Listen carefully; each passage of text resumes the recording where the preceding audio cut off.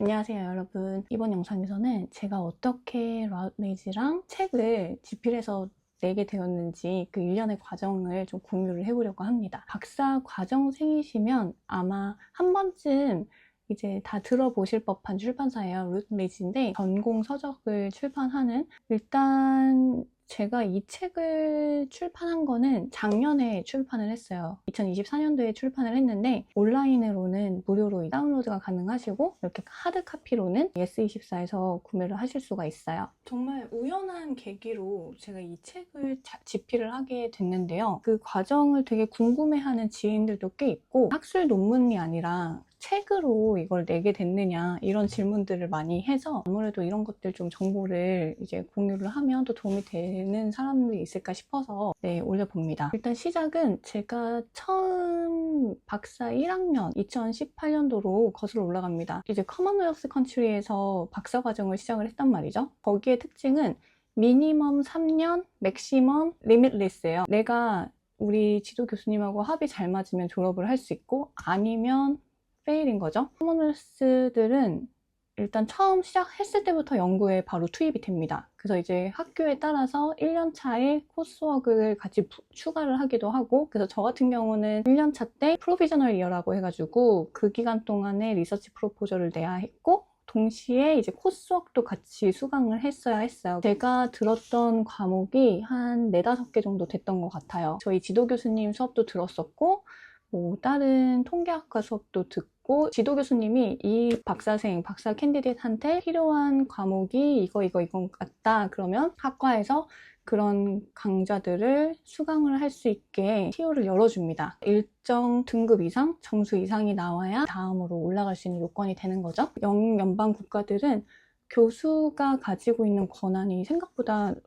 정말 많더라고요. 그리고 막강합니다, 힘이. 아무튼 그래서 2018년도에 제가 이제 프로비저널 이어를 하면서 리서치 프로포즈를 쓰는데, 제 지도 교수님이 헬렌 바스텔크만이라고 English for Academic Purposes에서 대가셔요. 그래가지고 로드 앨리스하고도 같이 작업을 하셨던 분이기도 하고, 그리고 숀 로엔, 이런 지금 현재 SLA 씬에서 되게 핫한 이름들, 굉장히 잘 알려져 있는 이름들 같이 작업들을 많이 하셨었어요. 저는 이제 English for Academic Purposes에 굉장히 심취해 있던 사람이었기 때문에 그 융합 교육에 좀 빠져 있었어서 헬렌을 만난 게 진짜 복이었던 거죠. 근데 헬렌이 뭐로 유명을 했냐면, 박사생이 잘 버티지 못하는 교수님 중에 한 분이셨어요. 왜냐면 너무 깐깐하고, 그리고 어느 정도의 수준이 맞지 않으면 그냥 대놓고 너 석사로 다시 돌아가 이러기도 했거든요. 실제 제 박사 동기, 그러니까 저보다 조금 앞에 들어왔던 학생은 프로비저널 이어만 거의 한 2년을 걸렸던 케이스도 있고, 중간에 이제 짐 싸서 돌아간 친구들도 있었고, 정말 뭐랄까 박사생들 사이에서는 되게 무서운, 반드시 좀 피했으면 하는 그런 교수님 중에 한 분이셨어요. 헬렌이 너가 한국을 왔다 갔다 하면서 얼마큼 너가 지금 할 수 있는지, 이거를 박사 연구로 익스펜딩 할 수 있는지를 증명을 해보여라 하면서 던져준 게 파일럿 스터디를 해보라는 거였어요. 그러니까 파일럿 스터디라고 하면 PhD 본 연구 앞에 예행, 그러니까 선행 연구처럼 그 리서치 프로포즈를 작성하는 과정에서 내가 지금 하려고 하는 연구가 얼마큼 피저블한지, 얼마큼 포텐셜이 있는지, 얼마큼 가능성이 있는지를 좀 테스트하는 단계라고 보시면 돼요. 결코 뭐 이렇게 간단하진 않았는데, 그것 때문에 제가 이제 한국이랑 뉴질랜드를 엄청 빈번하게 왔다 갔다 했어요. 파일럿 스터디 데이터를 다 모으고 이제 뉴질랜드에 돌아와서 리서치 프로포즈를 막 쓰던 도중에 헬렌이 너 싱가포르에서 그 학회가 하나 열리는데 그거를 참가해보지 않겠니? 라고 얘기를 하는 거예요. 그래서 저는 뭐 why not? 그래서 이제 헬렌이랑 같이 이제 그때 싱가포르를 가게 됐죠. 그래서 앱스트랙을 학회에 내고 한 달 있다가 리서치 게이트로 메시지가 왔어요. 그래서 전 맨 처음에 그게 스캠인 줄 알았는데, 보니까 그 루트리지 싱가포르 지사, 그러니까 아시아 퍼시픽 지사에 소속된 에디터였던 거죠. 그 사람이 메시지를 보내서 너가 그 학회에 왔을 때 한번 만나서 이걸 책으로 내는 걸 한번 의논을 했으면 좋겠다, 이렇게 얘기를 하는 거예요. 너무 신나죠. 이게 박사 초년생 때는 아무것도 아니거든요, 사실. 뭔가 내가 하고자 하는 연구가 관심이 있구나, 이 씬에서. 그것도 되게 설렜지만 동시에 저는 제가 이제 그 정도의 레벨이 아니라고 생각을 했기 때문에, 누군가하고 책 계약을 맺고 이런 것들이, 그리고 저는 일단 박사 1년차도 다 마치지 않은 상태에서 그 오퍼를 받은 거기 때문에 헬렌한테 이제 그날 에디터를 만나는데 같이 좀 동행해 줄 수 있겠느냐 해서 만나게 됐죠. 싱가포르 학회에서 그 에디터를 만나기 전에 제가 먼저 발표를 하게 됐어요. 제가 첫째 날에 아마 배정이 됐던 것 같아요. 근데 그때 진짜 루틀리지의 모든 에디터들이 한 3-4명 정도가 제 발표장 안에 들어와 있었어요. 저는 이미 싱가포르로 가기 전에 이제 인터넷으로 싱가포르 지사의 그 루틀리지 그 에디터들을 다 검색을 하고 간 상태였기 때문에 이 사람들의 얼굴이랑 이름을 얼추 익히고 간 상태였어요. 그러다 보니까 너무 떨리죠, 당연히. 그리고 저희 지도 교수님들 옆에 다 계시고 발표를 하고 나와서 따로 만나게 됐죠. 대화는 정말 금방 끝났어요. 그러니까 뭘 물어봤었냐면 일단 첫 번째로는 제 상태가 어떤지를 잘 몰랐던 거죠. 그러니까 그분들은 제가 박사 1년차 한 거를 모르고 일단 어프로치를 한 거였으니까 그래서 저희 지도 교수님한테 이런 것들에 대해서는 조금 논의가 필요하니 우리 지도 교수님 같이 만나도 되겠느냐. 근데 헬렌이랑 거기 에디터들은 이미 조금 안면이 있는 상태였어요. 그래서 대화가 되게 순조롭게 잘 흘러갔고 그러면 내가 박사를 마칠 때까지 조금 이거를 홀드해 줄 수 있겠느냐. 그랬더니 당연하지 이렇게 된 거죠. 일단 관심 있는 건 알았고 그럼 우리가 계속 팔로우업 이메일은 주고받자 이렇게 얘기가 됐죠. 그러고 나서 19년도에서 20년도쯤에 막 코로나가 터져가지고 미친 듯이 다들 힘들고 이럴 때 그냥 뭐 할 것도 없으니까 빨리 박사 논문을 작성을 하고 그때까지만 해도 제가 이거를 책으로 낼지 아니면 SSCI 그 학술지에 낼지 엄청 고민을 할 때였어요. 왜냐면 한국은 다들 아시다시피 교수 임용을 할 때 책이 그렇게 큰 점수가 되지 않아요. 이 책이 갖는 의미가 생각보다 한국에선 그렇게 크지가 않았었어요. 되게 많은 분들이 이제 한국의 실정을 아시는 분들은 이 책 굳이 귀찮고 성가시게 이걸 굳이 해야 될 이유가 있냐, 점수화도 안 되는데 이렇게 많이들 얘기를 했던 터라서 약간 저도 일단 박사를 졸업을 하는 게 우선 프라이어리티였기 때문에 좀 생각을 안 하고 있다가 심사 논문을 제출하고 실제 심사 때까지 약간 시간이 있잖아요. 그때 헬렌이 너 이제 뭐 할 거야? 이러더라고요. 뭐 그냥 이력서 내고 논문 좀 쓰려고 하는데 왜? 그랬더니 너 그때 에디터가 제안했던 거 오퍼 어떻게 생각해? 이거 너 한번 프로포절 내봐 라고 하는 거예요. 그래서 저는 그때까지만 해도 이 책을 낸다는 게 어느 정도 어떤 프로세스를 거치는지 잘 몰랐던 거죠. 일단 메일을 또 던졌어요. 제 가장 큰 장점, 유일무이한 장점은 추진력이 좋아요. 일단 못 먹어도 고인 성격이 좀 있는데 헬렌이 또 하라고 했으니까 갑자기 또 그런 것도 다 운명같이 약간 좀 까먹을 때쯤에 잊을만 할 때 또 이렇게 헬렌이 얘기를 해준 거니까 그냥 한번 해보지 하고 이메일을 줬더니 출판사에서 북 프로포절이라는 걸 써서 내라는 거예요. 아니 나 이제 방금 박사 논문 마쳤는데 박사학위 거의 끝나가고 있는데 또 프로포절 내라는 거예요. 나 진짜 환장하겠는 거예요. 너무 힘들어서. 저는 약간 지르고 수습하는 스타일인데 이걸 수습을 안 했을 경우에는 뭐 많은 사람들이 또 실망을 하게 될 수도 있고 하니까 또 수습할 수 있는 만큼만 또 저지르기 때문에 일단은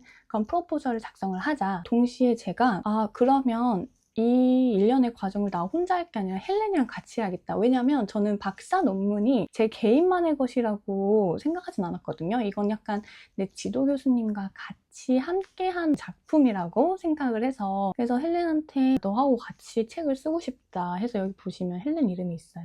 여기. 이게 서로 윈윈인 게 저도 제가 초짜잖아요, 이 필드에. 그럴 때는 제 이름값이 그렇게 비싸지가 않아요. 근데 헬렌은 이미 유명하잖아요. 그러면 헬렌을 검색했을 때 이 책이 나오면 얘가 박사 헬렌 제자였나 보다 이렇게 인식이 한 번씩 되는 거고 검색량도 올라가고. 저는 헬렌이 진짜 제 아카데믹 엄마였거든요. 뭔가 엄마가 같이 있으면 다 할 수 있을 것 같고 그런 게 있었어요. 나는 계약서도 영어로 써본 적이 없고 나도 초짜고 어쨌든 헬렌의 도움이 필요하고 근데 헬렌도 실적이 또 필요하고 이게 책이라는 거는 외국에서는 굉장히 점수를 많이 쳐주기 때문에 같이 시작을 하게 된 거죠. 북 프로포절을 작성을 하는데 거의 한 6개월 정도 걸렸어요. 이게 결코 쉬운 일이 아니더라고요. 그러니까 제 논문을 모노그래프화 시키는 것임에도 불구하고 그냥 카피 앤 페이스트 하면 안 돼? 가 아니더라고요. 아예 문체를 싹 다 갈아엎어야 되고 이게 독자가 더 이상 심사위원이 아니기 때문에 대중이기 때문에 어떤 배열, 스트럭처라든지 문체, 레이아웃 이런 것들을 다 신경을 써서 해야 되고 또 새로운 내용을 또 저희가 넣어야만 했었어요. 지금 생각해보니까 이게 그냥 북 프로포저를 낸다 해서 에디터가 너가 이렇게 책 내면 관심 있다, 한번 내보지 않을래? 라고 오퍼가 먼저 왔다 하더라도 북 프로포절은 리뷰어들 한 3명, 4명한테 그 프로포절 심사를 받습니다. 그래서 이게 출판될 만한 가치가 있는지를 빽빽하게 리뷰를 받아요. 그렇게 해서 다시 또 프로포절을 내야 돼요. 저희가 프로포절을 제출을 하고 나서 그게 3명의 심사자들한테, 리뷰어들한테 그게 갔고, 그렇게 하고서 한 3-4달 정도 또 걸렸어요. 그 리뷰를 받아서 저희가 다시 출판사 에디터들한테 그 프로포절 수정된 본을 다시 이제 샌딩을 하고, 거기서 또 심사가 한두 달 정도 더 걸려서 최종적으로 그러면 이제 집필을 시작해도 돼! 가 된 거죠. 그 1년의 과정 동안 1년이 걸린 거예요. 그 사이에 저희가 책을 집필을 했더라도 최종 온 그러니까 최종 온 그 리뷰에 따라서 또 저희가 수정을 해야 되잖아요. 그래서 각 챕터별로 거의 한 3주씩 할당을 해서 이것도 작성을 하는데 거의 한 5개월 정도 더 걸렸던 것 같아요. 논문을 다시 쓰는 수준으로 책을 집필을 해야 됐던 기억이 있습니다. 제일 성가시고 마지막에 좀 짜증나는 게 인덱스 작업, 이런 인덱스 작업. 이런 거 이렇게 책 뒤에 보면 이 단어가 어디에 몇 페이지에 이게 지금은 뭐 챗GPT가 나와서 좀 쉽게 할 수 있으려나 싶긴 한데, 이것도 이 단어들 있잖아요. 이런 단어들, 인덱스에 들어갈 단어들, 이거를 골라내고 솎아내는 것도 무지막지하게 신경이 많이 쓰이는 일 중에 하나예요. 그렇게 해서 그 시간들이 다 합치면 심사하는 데까지만 해서 프로포저를 작성했을 때부터 심사까지 거의 한 1년 걸렸고, 그리고 이 책 다시 집필하는데 한 6개월 걸렸고, 그리고 그 이후에 책 표지 정하고, 그리고 뭐 레이아웃 거기서 만들어준 거 한번 다시 체크하고, 최종적으로 계약적인 부분들 조금 더 마무리하고, 이렇게 하면서 그래도 한 1년 반, 한 1년 7개월, 1년 8개월 정도 걸렸던 것 같습니다. 저는 후회하지 않아요. 이게 비록 한국에서 임용될 때 점수에 반영되지 않는다고 하지만, 제가 국제적인 어떤 책을 집필을 해봤다는 이 경험이 주는 뿌듯함도 있고 되게 신기하고, 지금도 제가 이거를 어떻게 했지? 사실 이게 약간 박사 마치고 나서 세미 박사를 하나 더한 느낌이에요. 이게 너무 힘들고, 이거는 진짜 팔려야 되는 일이기 때문에 얘가 제 교과서로도 쓰일 수 있고, 제가 이 분야에서 그래도 나름 좀 전문성이 있다라고 어디 가서 얘기를 할 수 있을 것 같아서 저는 굉장히 만족하고 있습니다. 이 책은 예스24에서는 한 20 얼마에 지금 구매가 가능한 걸로 알고 있는데, 테일러 앤 프란시스라는 사이트에 PDF 오픈 액세스로 다 열려 있어요. 그래서 그거 그냥 한번 다운받아서 보실만 합니다. 제가 계속 지속하고 있는 연구들이 여기에서부터 이렇게 피어난 거거든요. 그래서 제 나름대로는 굉장히 뿌듯하고 너무 제 새끼 같고 제 논문보다도 더 소중한